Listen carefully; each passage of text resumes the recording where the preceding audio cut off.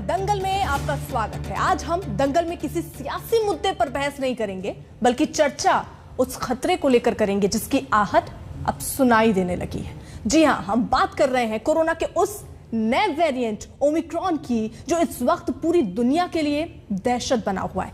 Africa समेत दुनिया के कई देशों में इसके मरीज अब सामने आ चुके हैं। वैज्ञानिकों ने कहा है कि यह डेल्टा वेरिएंट से भी ज्यादा खतरनाक हो सकता है, जिस पर वैक्सीन का भी शायद असर ना हो। अब सवाल ये कि क्या भारत इससे निपटने के लिए तैयार है? क्या हमारे देश में ओमिक्रॉन से लड़ने की तैयारी हो चुकी है? जवाब इन्हीं सवालों को लेंगे, इन्हीं सवालों का जवाब। लेकिन पहले देखिए जरा ये बेहद खास रिपोर्ट।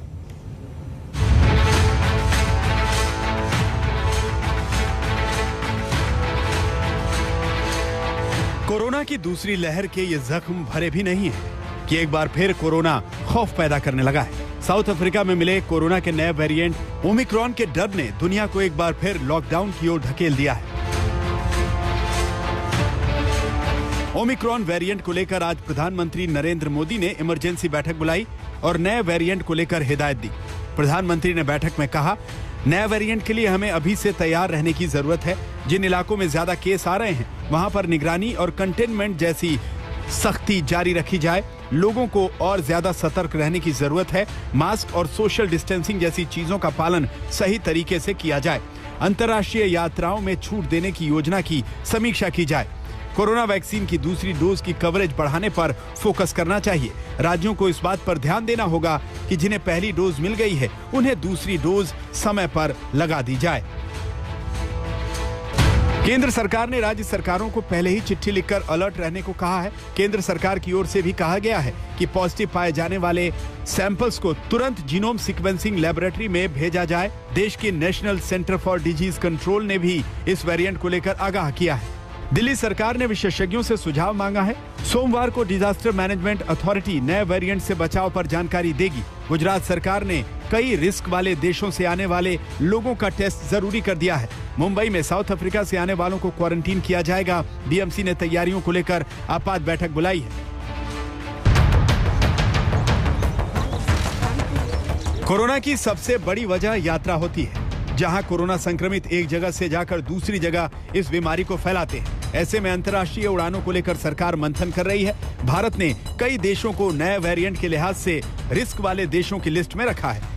इसमें United kingdom, south Africa, Brazil, Bangladesh, Botswana, China, Mauritius, New Zealand, Zimbabwe, Singapore, Hong Kong और इजराइल शामिल है। हांगकांग, बोत्सवाना और इजराइल से आने वाले यात्रियों की जांच के लिए सभी एयरपोर्ट्स को निर्देश दिए गए हैं। विदेशों से आ रही फ्लाइट एक बार फिर देश में कोरोना का नया वेरिएंट ला सकती है। ऐसे में दिल्ली के मुख्यमंत्री अरविंद केजरीवाल ने सरकार से वेरिएंट प्रभावित देशों की उड़ानें रद्द करने की मांग की है। मैं प्रधानमंत्री से नए कोरोना वेरिएंट से प्रभावित देशों की उड़ानें बंद करने की गुजारिश करता हूं। बड़ी मुश्किल से हमने कोरोना पर काबू पाया है। ऐसे में नए वेरिएंट को भारत में प्रवेश से रोकने की हर मुमकिन कोशिश होनी चाहिए। गनीमत है कि भारत में अभी तक ओमिक्रॉन की दस्तक नहीं है, लेकिन वेरिएंट ओमिक्रॉन बेहद खतरनाक माना जा रहा है, जिस पर वैक्सीन कितनी प्रभावी होगी ये भी वैज्ञानिकों के लिए चिंता का सबब है। इस वेरिएंट को लेकर सबसे बड़ा कंसर्न ये है कि ये ओरिजिनल वायरस से म्यूटेशन के कारण काफी अलग है और ये देखने वाली बात होगी कि वैक्सीन ओरिजिनल वायरस के लिए निर्मित की गई थी और इसके अगेंस्ट कितनी इफेक्टिव है। हालांकि अभी तक की स्टडीज के मुताबिक इस वेरिएंट में कुछ ऐसे म्यूटेशन हैं जिनकी वजह से एंटीबॉडीज के लिए वायरस की पहचान कर पाना मुश्किल है। ऐसे में ये संभावना है कि वैक्सीन जनरेटेड एंटीबॉडीज इसके खिलाफ कितनी इफेक्टिव रहेगी, इस पर डिटेल स्टडी की बहुत जरूरत है। उधर राहुल गांधी ने भी सरकार से टीकाकरण को लेकर गंभीर होने की बात कही है। बहरहाल ओमिक्रॉन वेरिएंट दुनिया के बड़े बड़े देशों में दस्तक दे चुका है। ऐसे में तैयारी है इस वेरिएंट को हिंदुस्तान में आने से रोकने की। आज तक ब्यूरो। तो इस पर बात करने के लिए हमारे साथ कुछ खास मेहमान इस वक्त जुड़ रहे हैं। जल्दी से पहले उनका परिचय आपसे करा दें। पद्मश्री सम्मानित डॉक्टर रमन गंगाखेड़कर इस वक्त हमारे साथ मौजूद है। पूर्व मुख्य वैज्ञानिक है आईसीएमआर के। आपका बहुत बहुत स्वागत है सर जुड़ने के लिए। और आप लगातार दूसरी जब लहर थी, पहली लहर थी, हम बात करते रहे कि कैसे क्या उपाय होने चाहिए, किस तरीके की स्थितियां हैं। आज हम फिर इस विषय पर आपसे बात करेंगे। डॉक्टर अशोक सेठ हैं, चेयरमैन फोर्टिस स्कॉट के। डॉक्टर राकेश मिश्रा हैं, डायरेक्टर हैं ये Tata institute for genetics and society के, और इनका भी बहुत बहुत स्वागत है सर, आपका भी। और थोड़ी देर में शशांक जोशी भी हमारे साथ होंगे, सदस्य हैं महाराष्ट्र कोविड टास्क के। लेकिन सबसे पहले डॉक्टर रमन गंगाखेड़कर, मैं आपके साथ शुरुआत करना चाहूंगी। और ये सबसे पहले समझना बेहद जरूरी है कि जो हमने दूध लहर देखी है, अगर ये वेरिएंट अपने पैर पसारता है तो कितना खतरनाक हो सकता है? नहीं, ये अगर लहर आई तो कोई अच्छी बात होगी ऐसे समझना गलत होगा। अब रहा सवाल, क्या ये बहुत खतरनाक होगा? खतरनाक होगा कि नहीं होगा, उसके लिए बहुत सारे सबूत हमारे पास अभी उपलब्ध नहीं है। सबसे पहला सबूत हमको ये चाहिए कि क्या ये वैक्सीन के रिस्पांस को इवेड करता है, या वो वैक्सीन उसके ऊपर असरकारक होगी या नहीं होगी। इसके बारे में अभी भी हमको पूरी जानकारी नहीं है, लेकिन डर तो बहुत ज्यादा बना हुआ रहेगा कि ये वैक्सीन के इफेक्ट को मानेगा नहीं। इसका मुख्य कारण जो है वो 32 म्यूटेशन अगर स्पाइक प्रोटीन में है, तो ये डर, कुछ उसमें के गिने चुने म्यूटेशंस है, उन म्यूटेशन की वजह से एक डर लगता है कि ये वैक्सीन को मानेगा नहीं। लेकिन हमारे लिए अच्छी उसमें की एक चीज जो हमको अभी तक जो भी लग रही है वो एक ही है कि अभी तक किसी ने ये रिपोर्ट नहीं किया कि इसकी वजह से हॉस्पिटलाइजेशन बढ़ रहे हैं, इसकी वजह से मौत होने का डर बढ़ रहा है। ये जब तक नहीं होता, ये अगर इन्फेक्शन ही करके स्प्रेड होगा तो उसको बहुत ज्यादा उसका असर होगा ऐसे बोल नहीं सकेंगे। इन्फेक्शन स्प्रेड होगा। हम सबको एक याद रखना है कि ये जो वैक्सीन है, ये इंसान की हॉस्पिटलाइजेशन का चांस और मौत होने का चांस, ये दोनों से वो रोकती है, यानी इंसान की जान बच जाएगी। लेकिन ये माइल्ड इन्फेक्शन या एसिम्प्टोमेटिक इन्फेक्शन, इनको रोक नहीं सकती ना। ये वैक्सीन की कुछ खामियां हैं, लेकिन हमको अपने आप की जान बचाना है। हम लोगों ने आगे जाके वैक्सीन लेना है, और हमको वैक्सीन लो या मत लो, हमको कोविड एप्रोप्रिएट बिहेवियर का पालन करना है, जिसकी वजह से ये वेरिएंट हो या कोई दूसरा विषाणु हो, वो हमारे शरीर में ना जाए। ठीक है डॉक्टर अशोक सेठ, ये अच्छी बात है कि अभी तक भारत में कोई केस नहीं है, मतलब इतना जिस तरीके से हम पहले ही सतर्क हैं। आप जरा बताइएगा, अगर आपकी जानकारी में कुछ ऐसा नॉलेज हो तो वो भी बताइएगा। लेकिन समझने वाली बात यह है कि जो पहले प्रोटोकॉल फॉलो किए जाते थे, क्या वही इस बार भी करने पड़ेंगे अगर इस तरीके के वेरिएंट से लड़ने के लिए? और ये भी कहा जा रहा है कि आप वैक्सीन भले लगा कर रखे हो, लेकिन बहुत सारे लोग हैं जिनको दूसरी डोज भी नहीं लगी, वैक्सीन लगने के बाद भी ये वेरिएंट आप पर उतना ही असर डाल सकता है। सर कैसे बचेंगे? देखिए, वेरिएंट्स तो एक्सपेक्टेड थे और हर वायरस में एक्सपेक्टेड हैं। इस बार कंसर्न ये है about the number of mutations, जिसकी वजह से पॉसिबिलिटीज ये हैं कि 3 जो पॉसिबिलिटीज होती है, जो सबसे इंपॉर्टेंट होती है कि क्या ये ज्यादा इन्फेक्टिव हो सकता है, और उसका शायद इंडिकेशन साउथ अफ्रीका से आ रहा है।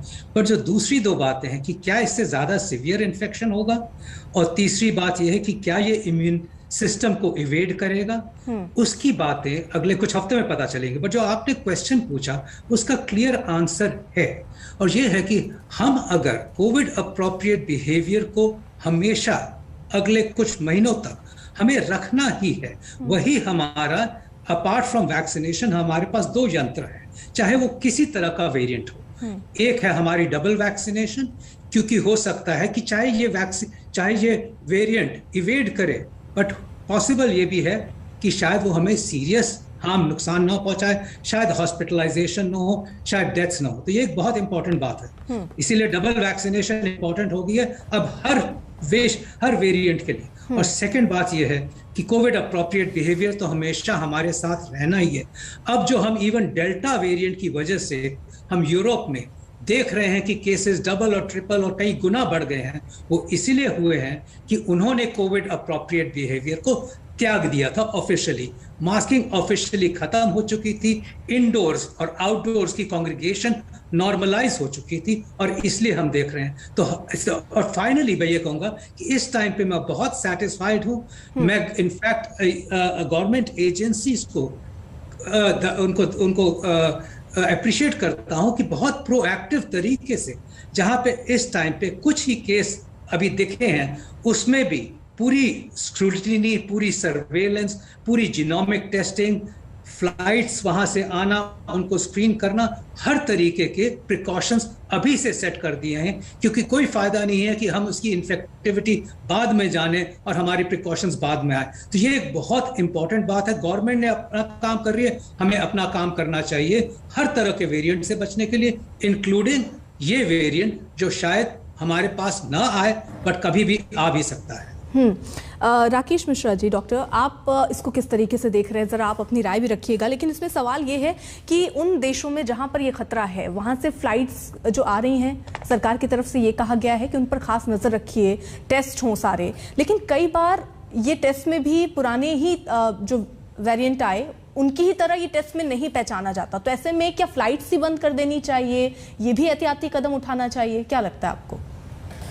नहीं, देखिए, फ्लाइट बंद कर देना कोई सोल्यूशन नहीं है, क्योंकि उससे बहुत सारे अलग तरह के नुकसान होते हैं और हम शायद उसको नहीं बर्दाश्त कर पाएंगे ज़्यादा समय तक। और वेरिएंट तो एक के बाद आता रहेगा। और हमको ये भी ध्यान में रखना है कि हमारे देश में ही इतने ज़्यादा इन्फेक्टेड लोग हैं कि नए वेरिएंट यहाँ भी बन सकते हैं। तो इसके लिए हमको दूसरा तरीका अख्तियार करना पड़ेगा। पहली चीज, जैसे सरकार ने कहा है कि कड़ी नजर रखी जाए, तो ये इतना मुश्किल नहीं है कि सबको टेस्ट करना, हमको सख्ती से करना होगा। लेकिन आप कायदे से अगर RT-PCR टेस्ट करें, और अभी तो एक ऐसा भी इसमें तरीका है कि हमको बहुत जल्दी से ये पता चल जाएगा 2-4 घंटे में ही कि ये नया वाला वेरिएंट है, ओमिक्रॉन है कि नहीं, उसको हम बाद में सीक्वेंसिंग से कंफर्म भी कर सकते हैं। तो ये चीज हमको रखना है। और जैसे अभी आपने सुना हमारे और पैनलिस्ट से कि कोई भी वेरिएंट हो, वो ये ओमिक्रॉन हो, डेल्टा हो, बीटा हो, कुछ भी हो, वो मास्क को भेद के नहीं जा सकता है। अगर हमने अच्छी तरह से मास्क पहना हुआ है तो डॉक्टर साहब, डबल मास्क या N95 या कोई नॉर्मल मास्क ही अगर कपड़े का पहना हुआ है तो सेफ है? नॉर्मल मास्क अगर आप पहनिए और उसको अच्छी तरह से पहनिए, सिर्फ चिन में लटका के नहीं, सिर्फ मुंह ढका है, नाक खुली है, ऐसा नहीं, उसको ढंग से पहनना है। तो हमको काफी हद तक, मतलब कि 80-90% तक का प्रोटेक्शन इनसे मिलता है। तो हमारे पास बहुत सस्ता सा और बहुत इफेक्टिव टूल इसके लिए है। और दूसरी चीज है कि वैक्सीनेशन, अगर ये हम करेंगे तो अगर ये वैक्सीन इवेड भी करेगा फिर भी उससे एक प्रोटेक्शन रहता है कि ज्यादा नुकसान नहीं होगा हमको। तो हमको इस वायरस से पूरी तरह से लड़ने के लिए तैयार होना है। हमको फ्लाइट बंद कर देना या सब कुछ बंद कर देना वो कोई लंबा सोल्यूशन नहीं है। और मैं नहीं समझता कि जो देश फ्लाइट बंद कर रहे हैं उनको ऐसा करना चाहिए, क्योंकि आधी से ज्यादा पॉपुलेशन दुनिया की वैक्सीन के लिए वैक्सीन अवेलेबल नहीं है। उसके लिए हमको उस दिशा में काम करना चाहिए कि ये वैश्विक बीमारी है, ये एक ऐसा नहीं है कि एक देश की या एक शहर की बीमारी है। और तो हमको ये ना कि कैसे पूरी दुनिया को वैक्सीन मिल सकती है, उसके बजाय कि आप फ्लाइट बंद कर दें, किसी को आइसोलेट कर दें। और मेन चीज हमको अभी इसमें ये होगा कि इससे एक हमको अलर्ट सा मिला है, लेकिन इसके कुछ फायदे भी हैं कि लोग और थोड़ा सख्ती करेंगे, थोड़ा और अच्छी तरह से मास्क पहनेंगे, क्योंकि वेरिएंट तो आएंगे। जब तक ये पैंडेमिक खत्म नहीं होता है हमको रिलैक्स नहीं होना है। और हमने ये देखा कि लोग धीरे धीरे रिलैक्स हो रहे थे, तो उसके बारे में उस हिसाब से अगर देखें तो ये अच्छी बात है कि हम अलर्ट हो रहे हैं और सरकार ने भी अपना ध्यान इसके ऊपर लगाया हुआ है। और तो इससे एक तरह से हमको फायदा होगा। अभी ये जो वायरस है इसमें म्यूटेंट इतने ज्यादा हैं, 50-52 म्यूटेशन है उसमें, और इसका जो बिजनेस एंड है वायरस का S-जीन, उसमें बहुत सारे म्यूटेशन है। उससे कितना नुकसान होगा, कितना क्लिनिकल सिम्टम ज्यादा होंगे, ये अभी कहना बहुत मुश्किल है। या वैक्सीन को वेट करेगा, अभी ये 2 हफ्ते की का आइसोलेट है और अभी इसके बारे में कुछ भी ज्यादा पता नहीं, और संख्या भी जो है बहुत कम है, अभी परसेंट बड़े ज्यादा हैं। तो ये एक रिमोट पॉसिबिलिटी ये भी हो सकती है कि किसी सुपर स्प्रेड इवेंट में ये लोग अचानक फैल गए, क्योंकि ज्यादातर केसेस एक प्रोविंस से आए हुए हैं। तो अभी हमको 1-2 हफ्ते थोड़ा केयरफुली देखना होगा, सावधानी रखनी होगी। ऐसा भी हो सकता है कि ये बहुत बड़ा खास वायरस ना हो और वेरिएंट ना हो और दूसरे वेरिएंट की तरह भी हो। डॉक्टर रमन गंगाखेडकर जी, देखिए यूरोप और अमेरिका जैसे देश जहां पर दोनों डोज लग चुकी हैं, फिर भी ये वेरिएंट अपना असर डाल जा रहा है। यहाँ पर अभी आबादी इतनी अभी ऐसी भी है जो डबल डोज भी नहीं लगा। क्या हमको बूस्टर डोज की तरफ बढ़ना चाहिए? क्या हमें डबल डोज लगाते ही जिनको दोनों डोज लग चुके हैं वो एरिया जो है आबादी का, क्या वहां बूस्टर डोज की शुरुआत कर देनी चाहिए? देखिए, बूस्टर डोज जो हम लगाने की सोच रहे हैं, कुछ लोग उसकी बात कर रहे हैं, उसके बारे में कोई और चीजों के बारे में भी हमने सोचना बहुत जरूरी है। अब ये बूस्टर डोज का डिसीजन जो कई सारे देशों ने लिया, उसमें सबसे पहला ग्रुप जो था वो लोगों का था कि जिनकी उम्र बहुत ज्यादा हो गई होगी या कोई डिसीज की वजह से शायद उनकी प्रतिकार शक्ति कम हो गई, तो उनको वैक्सीन देने के बावजूद भी वो प्रतिकार शक्ति उतनी जागरूक नहीं हुई। उन लोगों को देना वहां तक तो बात ठीक है, लेकिन ये जो बात बन रही है कि 18 साल के ऊपर के सभी लोगों को बूस्टर देना, ये शायद उतनी सही बात होगी ऐसा मैं खुद मानता नहीं हूँ। क्योंकि आप एक चीज का डर देखिए, अभी ये ओमिक्रॉन आया है, अभी तक तो वो साउथ अफ्रीका या कोई चंद गिने चुने देश है जहाँ इक्का दुक्का किस्म की केसेस दिख रही हैं। अगर ये चारों तरफ फैलना शुरू हो गया तो मैं जो वैक्सीन देने वाला हूँ वो पुराने वुहान वायरस पे बनी हुई वैक्सीन अगर मैंने बूस्टर करके दी तो उसका भी प्रोटेक्शन तो उतना नहीं बनेगा। इसका मायना क्या है, हमको शायद थोड़े दिन रुकना, इसमें ही हमारी समझ रहेगी कि हम अगर रुक जाएं और अगर ऐसे किस्म का विषाणु आता है कि जिसको और कोई वैक्सीन का डोज अगर हम लगाएं तो अच्छा होगा, तो उस किस्म की वैक्सीन के लिए हमको ये वैक्सीन मैन्युफैक्चरर्स जब तक भी ये नया विषाणु इस्तेमाल करके उसके ऊपर जब तक हम वैक्सीन सेकंड जनरेशन की ना बनाए तब तक दूसरा डोज देना मेरे लिए, मुझे ऐसे लगता है कि शायद ये करना शायद गलत हो जाएगा। तो हमने थोड़ा इंतजार करना चाहिए। बूस्टर के सोचने के बजाय मैंने पहला ही डोज लिया है, दूसरा डोज नहीं लिया है, तो मैंने दूसरा डोज लेने की कोशिश करना है।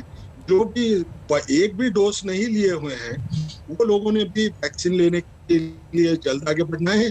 और कोविड अप्रोप्रिएट बिहेवियर का अगर आप पालन करें, ये दोनों चीजें अगर साथ में रहें, तो शायद ये इतना डर और ये बूस्टर के बारे में सोच ये हमको करने की जरूरत नहीं है। हमको जो मालूम है, जिस चीज के ऊपर हम भरोसा कर रहे हैं, उन दोनों चीजों के ऊपर भरोसा करके हमने आगे बढ़ते जाना, इसमें ही शायद हमारे लिए अच्छा होगा। डॉक्टर अशोक सेठ, अगर इस नए वेरिएंट पर बात कर रहे हैं तो इसको जरा समझा पाएंगे आप? क्योंकि पिछले जो 2 हमने लहर देखी उसमें हमने देखा कि पहले वाले में से ज्यादा दूसरी खतरनाक थी, ऑक्सीजन लेवल लोगों के कम होने लगे, अलग तरीके का खतरा देखा गया। क्या ये नया जो वेरिएंट है इसमें भी कुछ जो अभी तक जहां केसेस आए अलग अलग देशों में, वहां पर किस तरीके के साइड इफेक्ट्स दिख रहे हैं, कितना खतरनाक वहां पर लग रहा है ये वेरिएंट? Thank you. ये एक तो मैं कहूंगा कि आई थिंक कि सबसे पहले मैं ये कहना चाहूंगा कि कॉज ऑफ कंसर्न है, बट कोई पैनिक नहीं होना चाहिए। This is the most important aspect. और हमें कोविड की लड़ाई में हमेशा पैनिक की बात नहीं होती है, कॉशन की बात होती है, प्रिकॉशंस की बात होती है, कंसर्न्स की बात होती है, बट कोई पैनिक की नहीं है। द सेकेंड एस्पेक्ट जो आपने पूछा है बहुत इंपॉर्टेंट एस्पेक्ट है।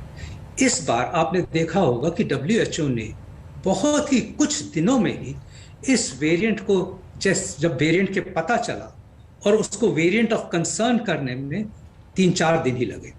ये इसलिए हुआ कि इसमें इतनी म्यूटेशन आज तक, इतने सीक्वेंसेस की म्यूटेशन आज तक किसी भी वेरिएंट में नहीं देखी गई। और जब वो एटलीस्ट 50 म्यूटेशंस हैं एक वायरस में, और मैं कॉमन मैन के लिए समझा दूं, और मैं ये भी कहूंगा कि मैं वायरोलॉजिस्ट नहीं हूं, ना ही मैं इन्फेक्शियस डिजीज स्पेशलिस्ट हूं, तो हमें जो भी इंफॉर्मेशन आती है वो माइक्रोबायोलॉजिस्ट से आती है, वायरोलॉजिस्ट से आती है, बट समझ जरूर है क्योंकि हम तो इन्वॉल्व हैं कोविड पेशेंट्स की ट्रीटमेंट में, कोविड पेशेंट्स की केयर में पिछले 1.5-2 सालों से। सो ये जब जब म्यूटेशन होती है, अगर स्पाइक प्रोटीन पे हो रही है और 30 म्यूटेशन स्पाइक प्रोटीन पे हैं, तो इसका मतलब ये हो जाता है, और उसकी बाकी म्यूटेशंस जहां से वो बॉडी के अंदर घुसता है इस रिसेप्टर प्रोटीन्स पे हैं, तो 2 चीजें हो जाती है जो कि साउथ अफ्रीका में अब तक देखा गया है कि इसकी इन्फेक्टिविटी ज्यादा होगी। अब ये तो क्लियरली लग रहा है, इसीलिए वेरिएंट ऑफ कंसर्न हो गया। क्या ये ज्यादा सीवियर इन्फेक्शंस होगा, उसका अब तक कोई एविडेंस नहीं है, और यही एविडेंस हम कह रहे हैं कि 2-3 हफ्तों में ये बात पता चलेगी, क्योंकि ये वेरिएंट देखा ही इसी महीने गया है। और थर्डली बात ये होती है कि क्योंकि ये जो म्यूटेशंस जो आई हैं वो स्पाइक प्रोटीन पे हैं, और हमारी जितनी भी वैक्सीनेशन है वो स्पाइक प्रोटीन के अगेंस्ट एंटीबॉडीज करती हैं। तो अजम्पशन या हाइपोथेसिस यही है कि अगर ये वेरी कर गया है, म्यूटेंट है, तो शायद हमारी इम्यूनिटी इसको रिकॉग्नाइज न करे, क्योंकि ये वही स्पाइक प्रोटीन्स पे म्यूटेट हो गया है। ये सब शायद बातें हैं, ये सब हाइपोथेसिस हैं, ये सब अब तक प्रूव नहीं हुई है इन टर्म्स ऑफ ट्रांसमिशन। तो जब ये बात आ जाती है तो इसीलिए सतर्क होने की बात आ जाती है कि शायद ये हमारी इम्यूनिटी को इवेड करे। और क्योंकि ये भी देखा गया है, जो चंद केसेस हुए उनमें डबल वैक्सीनेटेड लोग भी थे, इजराइल का एक पेशेंट था जिसको बूस्टर भी लगा हुआ था, तो ये फिर पॉइंट ऑफ डिस्कशन हो जाता है। यही बातें हमें 3 से 4 हफ्ते में पता चलेंगी, और हमें प्रोएक्टिव इसलिए होना है कि अगर ये बातें तब पता चलती है और हम कहते हैं कि अरे ये तो बहुत फैल रहा है, अब कुछ करना चाहिए, तो फिर अननेसेसरी और यूजलेस हो जाता है। इसीलिए प्रिकॉशंस अब से लेना, जीनोम सीक्वेंसिंग जो हो रही है, स्क्रूटिनी जो जीनोम पे हर टेस्टिंग के ऊपर जीनोम स्क्रूटिनी हो रही है, वो बहुत इंपॉर्टेंट है, क्योंकि यही स्क्रूटिनी हमें बताएगी कि ये वायरस किस हिसाब से फैल रहा है, ज़्यादा इन्फेक्शियस है कि नहीं, क्या वो वाकई ही वैक्सीन को इवेट कर रहा है जिस तरह हम थ्योरेटिकली समझते हैं, और अगर वो होता है तो फिर एटलीस्ट हमने प्रिकॉशंस ली होंगी। तो ये बहुत इंपॉर्टेंट समझने की बात है। डॉक्टर राकेश मिश्रा, देखिए आज मीटिंग भी हुई, सरकार की तरफ से हाई लेवल मीटिंग हुई, जिसमें राज्यों को निर्देश दे दिए गए कि आप जल्द से जल्द जो दूसरी डोज है वो लग जानी चाहिए। आप इसको कितना महत्वपूर्ण मानते हैं इस वायरस से आगे फ्यूचर में बचने के लिए? ये बहुत ही जरूरी है, क्योंकि ये वायरस कुछ ही लोगों को परेशान करता है, बहुत लोगों को इन्फेक्ट करेगा, लेकिन उसमें से 10-15% लोगों को बीमारी होती है। उन चीज़ों को, उसको भी अगर हमको कम करना है, अगर हमने वैक्सीनेट कर दिया लोगों को अच्छी तरह से, तो ये बहुत बड़ी चीज़ होती है, क्योंकि फिर हॉस्पिटल में भीड़ नहीं होगी, नया भी वेरिएंट आएगा, उससे भी ये वैक्सीन जो हमारी खास करके जैसे कि कोवैक्सीन है, वो तो पूरा का पूरा वायरस की वैक्सीन बनी हुई है, तो उसमें हमको उम्मीद है कि कोई भी वायरस इतनी जल्दी से एकदम से इसको नाकाम नहीं कर पाएगा। और कोविशील्ड में भी बहुत अच्छी प्रोटेक्शन आ रही है, तो मतलब हमारी जो वैक्सीन है बहुत अच्छी हैं, बहुत सेफ है, और सबको लेना चाहिए। और जो सरकार ने जोर दिया है कि दूसरा डोज जो है इमीडिएटली और मतलब सही वक्त पे दिया जाना चाहिए, वो बहुत जरूरी है, क्योंकि इसके पहले आपने देखा होगा कि एक तरह से नेग्लिजेंस आ रहा था कि एक डोज हो गई, अभी तो वायरस खत्म हो गया, अभी कोई जरूरत नहीं है।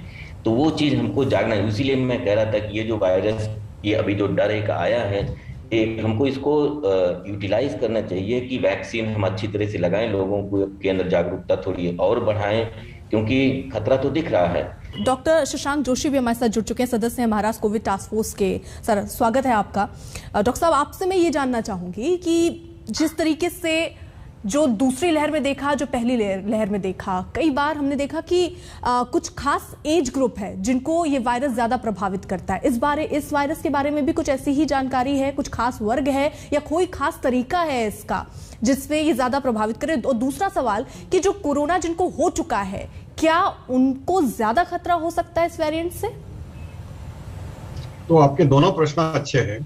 पहला आपका दूसरा प्रश्न लूंगा कि जिनको कोरोना हो चुका है उनको नेचुरल इम्यूनिटी आती है, और जिनको नेचुरल इम्यूनिटी आती है और जिनके 2 टीके लगते हैं उनको as good as hybrid immunity बोलते हैं इसको, और ये ज्यादा सक्षम लेते हैं। तो यदि आपको पहले कोरोना हो चुका है और आपके 2 टीके लगे हैं तो आपको ज्यादा प्रतिकार शक्ति है कंपेयर टू जिसको सिर्फ 2 टीके लगे। तो इससे कोई खतरे की बात नहीं है। और यदि ये नया वेरिएंट आया भी तो भी री इन्फेक्शन की संभावना काफी कम होगी। ये पहली बात हुई। दूसरी बात जो आपने कही कि पहले लहर में हमने देखा कि वृद्ध लोगों में ज्यादा कोविड हुआ था, दूसरे लहर में हमने देखा कि वयोगट जो था 40 से 60 वयोगट था, मिडिल एज ग्रुप था। तो तीसरी लहर डेल्टा वेरिएंट से यदि आती है तो 30 के नीचे आने की संभावना या बच्चों में आने की संभावना पहले ज्यादा दी थी, लेकिन एक्सपोजर दूसरे जो लहर आई थी उसका इतना ज्यादा हुआ था कि लगभग एंटीबॉडी सीरो सर्वे अभी दिखाते हैं कि 70 से 80% में डेल्टा की एंटीबॉडी आ चुकी है। ये जो नया वेरिएंट जो आया है इसका भयभीत होने की बिल्कुल जरूरत नहीं है, सतर्क रहना चाहिए, मास्क और टीके लगाने ये जरूरी है। लेकिन ये जो वेरिएंट है ये कोई पर्टिकुलर एज ग्रुप को अटैक नहीं कर रहा है, लेकिन 2 लोगों को ज्यादा सतर्क रहना पड़ेगा। एक तो जो हमारे सीनियर सिटीजन है वह वो गट जिनका 60-70 के ऊपर है और जिनको बीमारियां है जैसे मधुमेह है, या रक्तदाब है या हृदय विकार है या जिनको कोई कीमोथेरेपी का इलाज चल रहा है कैंसर के लिए, जिनकी प्रतिकार शक्ति बहुत कम है अलग अलग बीमारियों की वजह से, इनको ज्यादा सतर्क रहना पड़ता है। तो वल्नरेबल ग्रुप से होते हैं, तो इनको थोड़ा सतर्क रहना ज्यादा जरूरी है। और उसके लिए क्या करना चाहिए? तो बूस्टर के पीछे नहीं भागना चाहिए, प्रॉपरली फिटिंग मास्क पहनना चाहिए। क्लॉथ मास्क इफेक्टिव नहीं है। क्लॉथ मास्क होगा आपके पास तो ₹2 का एक सर्जिकल 3-ply मास्क लगाइए या N95 मास्क पहनिए। पर्टिकुलरली वल्नरेबल ग्रुप के लिए मेरे को कहना है, क्योंकि आपके पास पैसे नहीं रहेंगे तो हम बोलेंगे कि कॉस्टली रहता है N95 मास्क। डॉक्टरों को, हेल्थ केयर वर्कर्स को तो N95 मास्क अनिवार्य है, लेकिन आम आदमी को भी हमारी यही सजेशन है कि आप अफोर्ड कर सकते हैं तो N95 मास्क पहनिए या डबल मास्क, यानी आपके क्लॉथ मास्क के साथ एटलीस्ट एक सर्जिकल 3-ply मास्क जो ₹2 को मिलता है वो पहनिए। ये आपको कोई भी स्ट्रेन से बचा सकता है। सबसे सक्षम जो हमारे पास वैक्सीन आज अवेलेबल है वो मास्क है। मास्क के बाद टीका है। टीका हमारी इम्यूनिटी को बूस्ट करेगा, एंड जिनको एक भी वैक्सीन नहीं लगा है उनको आइडेंटिफाई करके, उनको प्रोत्साहित करके पहला टीका लगवाइए, फिर बाद में दूसरा टीका लगवाइए। डॉक्टर रमन गंगाखेडकर जी, जरा ये बताइए, जिनको दोनों डोज लग चुकी हैं और एक अच्छा खासा अंतराल हो गया है, वो अब क्या करें? क्या उनके अंदर एंटीबॉडीज होंगी उतनी ही जितनी होनी चाहिए नए वायरस और नए वेरिएंट से लड़ने के लिए? देखिए, नए वेरिएंट, हमारे जो सारी वैक्सीन है, जो इन्फेक्शन का जो हमारा कंसेप्ट है कि प्रतिकार शक्ति को कैसे गिना जाए कि जिसकी वजह से हम समझ पाए कौन प्रोटेक्टेड है, तो थोड़ा रिसर्च में थोड़ा इनएडेक्वेट है, क्योंकि हमको सरोगेट्स ऑफ प्रोटेक्शन जो बोलते हैं उसके बारे में पूरी मालूमात नहीं है। अब हम अक्सर क्या सुनते हैं कि जो लोगों के न्यूट्रलाइजिंग एंटीबॉडी टाइटर्स कम हो गए हैं शायद उनको रिस्क ज्यादा है करके, लेकिन आप उसी वक्त अगर दूसरे एविडेंसेस अगर आप देखें तो हमको ये भी पता है कि वो टी सेल का सेंसिटाइजेशन अगर हो गया तो शायद प्रोटेक्ट कर सकता है। हमको ये भी पता है, जो फैक्ट हमको सामने दिखता है कि एक बार अगर किसी को इन्फेक्शन अगर हो गया तो उसको री इन्फेक्शन होने का चांस बहुत रहता है। अब ये सब दिखने के बाद में हमने ये समझना कि मैंने बहुत पहले वैक्सीन लिया है, अब मेरी वल्नरेबिलिटी बढ़ जाएगी। इसके लिए सबूत जितने पुख्ता चाहिए उतने पुख्ता सबूत नहीं है, लेकिन हमको ये भी समझना है कि मेरे फर्स्ट जनरेशन वैक्सीन ये मेरी जान बचाते हैं, इन्फेक्शन होने से रोकने में वो उतनी कामयाब नहीं होती है। अगर मुझे इन्फेक्शन को रोकना है तो मैंने मास्क पहनना, जितना हो सके उतना 2 व्यक्तियों के अंदर डिस्टेंस रखने की कोशिश करना, और तीसरी बात अच्छे वेंटिलेटेड जगह पर रहने का सोचना। जहाँ भी हम जाते हैं वेंटिलेशन वहाँ का देख के उस हिसाब से हमने रहने की कोशिश करना है। ये हमको समझना पड़ेगा। ये बीमारी की वजह से लाइफस्टाइल थोड़ी बदलेगी, लेकिन जो हमको मालूम है, जिसके ऊपर हम भरोसा रख सकते हैं, वो 2 ही चीजें हैं। आप वैक्सीन लो, जान बचाओ, और मास्क पहनो, सेफ डिस्टेंस रखो, आपको इन्फेक्शन होने का डर उतना ही नहीं रहेगा। लेकिन इसमें आइदर और नहीं है ना, ये दोनों चीजें अलग अलग हैं। वैक्सीन भी लेना पड़ेगा, कोविड एप्रोप्रिएट बिहेवियर का भी पालन करना पड़ेगा। मैं कोविड एप्रोप्रिएट बिहेवियर का पालन करता हूँ, इसलिए मैं वैक्सीन नहीं लूंगा, ये भी नहीं चलेगा। वैक्सीन ली है इसलिए कोविड एप्रोप्रिएट बिहेवियर को भूल जाऊं, ये भी नहीं। डॉक्टर अशोक सेठ, 15 दिसंबर से इंटरनेशनल फ्लाइट्स भी शुरू की जा रही हैं, आपको लग रहा है कि ये खतरनाक हो सकता है या इस पर एक बार फिर से विचार करने की जरूरत है? आई डोंट थिंक कि विचार करने की जरूरत है और फ्लाइट्स बंद करने की जरूरत है। आई थिंक पैनिक रिएक्शन तो हमने कहा है कि नहीं होना चाहिए, बट डेफिनेटली प्रोएक्टिव जो मैं कह रहा हूं और सब कोई कह रहे हैं कि बार बार कि लास्ट टाइम डेल्टा इसलिए हमारे विशेष तरीके से आया था कि हमारे में प्रोएक्टिविटी नहीं थी। उस वक्त याद होगा आपको कि जीनोमिक सीक्वेंसिंग बहुत पुअर थी। ये कोऑर्डिनेटेड, अब तो कोऑर्डिनेटेड सीक्वेंसिंग है। उस वक्त लोगों को पता चल रहा था कि डेल्टा वेरिएंट है, पर फिर भी हम एक्शन नहीं ले पाए थे क्योंकि हम ये नहीं समझ पा रहे थे कि म्यूटेशन इतने सिवियर हो सकते हैं। बाय द वे, आपको ये भी बता दो कि आपको ये न्यूज हर महीने आएगी कि मायर वायरस का एक नया म्यूटेशन निकला है। कौन खतरनाक है और कौन सही है, we will only know in time. और तीसरी बात ये भी बता दो कि हमारी वैक्सीनेशंस को ये डबल वैक्सीन की हम बात कर रहे हैं, हमारे वैक्सीनेशंस को भी बेटर होना पड़ेगा। ये हमारी फर्स्ट जनरेशन वैक्सीन थी जो कि वेरी फास्ट निकली, इमरजेंसी यूज ऑथराइजेशन हुई। हमारी वैक्सीन को भी बेटर होना पड़ेगा और हो सकता है कि 6 महीने बाद जो हमें वैक्सीन लगे वो इन सब वेरिएंट्स को कवर करे, वो ओवर आर्चिंग हो, वो ज्यादा सेफ हो, वो ज्यादा इफेक्टिव हो। बट इसीलिए हमारा मास्क और हमारी सोशल डिस्टेंसिंग चलती रहनी चाहिए, बट वर्ल्ड को रुकना अननेसेसरी। अब आखिरी कमेंट आप डॉक्टर से चाहूंगी, AQI का भी कोई असर पड़ेगा क्या इस नए वेरिएंट पर, जिस तरीके की स्थितियां हैं? मैंने सुना नहीं आपका सवाल, कैन यू रिपीट? जी, मैं कह रही हूँ एयर पोल्यूशन जो है उसका भी कुछ असर पड़ेगा, AQI जो स्तर चल रहा है उसका कुछ असर पड़ेगा इस नए वेरिएंट पर? नहीं, एयर पोल्यूशन का हर चीज पे असर रहता है, वो कमजोरी लाता है और तमाम तरह के रिएक्शंस में, लेकिन कोई डायरेक्ट जो इम्यूनोलॉजिकली कमजोर है उसी को ज्यादा परेशानी होती है, उसको वायरस भी ज्यादा परेशान करता है और पोल्यूशन से भी वो तो एग्रीवेट हो सकता है। लेकिन वैसे कोई डायरेक्ट साइंटिफिक लिंक नहीं है कि वायरस और पोल्यूशन का, हमको पोल्यूशन को अवॉइड करना चाहिए। कमजोर हमेशा परेशान होते हैं। जिस तरह से अगर आप रिस्ट्रिक्शन भी लाएंगे और लॉकडाउन करेंगे तो उसमें परेशान कौन होता है? जो डेली वेजर्स हैं। और तो वैसा कोई पोल्यूशन से इतना डायरेक्ट। ठीक है, डॉक्टर रमन गंगाखेड़कर, आखिरी कॉमेंट्स आपसे भी चाहूंगी।